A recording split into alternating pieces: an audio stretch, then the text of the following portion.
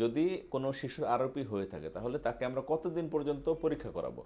আসলে একটি বাচ্চা যদি আরোপি হয়ে থাকে, আরোপিটা যদি ভালো হয়ে যায়, তাহলে কিন্তু তাকে 6 মাস পর পর আমরা পাওয়ার পরীক্ষা করে থাকি। কারণ যেসব বাচ্চাদের আরোপি হয়ে থাকে সেসব বাচ্চাদের চোখের সমস্যা বেশি হয়ে থাকে অন্যান্য বাচ্চাদের তুলনায়। এই জন্য আমরা আসলে 1 বছর বয়সে, 2 বছর বয়সে আমরা পাওয়ার পরীক্ষা করব, তার চোখে অন্য কোনো সমস্যা আছে কিনা সেটা পরীক্ষা করব। সেজন্য আসলে আরোপি হলেই এই নবজাতক বা শিশুটিকে দীর্ঘদিন আসলে পরীক্ষার মধ্যে রাখতে হয় এবং চোখ পরীক্ষা করাতে হবে। বাংলাদেশ আই হসপিটালে আমাদের আরোপি স্ক্রিনিংয়ের জন্য সম্পূর্ণ আমাদের রেটিনা সার্জন, রেটিনা স্পেশালিস্ট, পেট অপথলমোলজিস্ট এবং আমাদের ডেডিকেটেড টিম আছে, যেখানে আরোপির সম্পূর্ণ চিকিৎসা কিন্তু সম্ভব। এবং আরোপির জন্য যে অ্যাভেলেবল চিকিৎসা যেগুলো আছে, যেমন লেজার বা ইনজেকশন বা সার্জারি, এগুলো সবগুলোই কিন্তু বাংলাদেশ আই হসপিটাল উত্তরা ব্রাঞ্চে আমরা করে থাকি। সুতরাং আপনারা যদি কোনো নবজাতকের আরোপি হয়ে থাকে তাহলে আপনি নিশ্চিন্তে এখানে চলে আসবেন, আমরা পরীক্ষা করে তার সুচিকিৎসার ব্যবস্থা করব। ধন্যবাদ।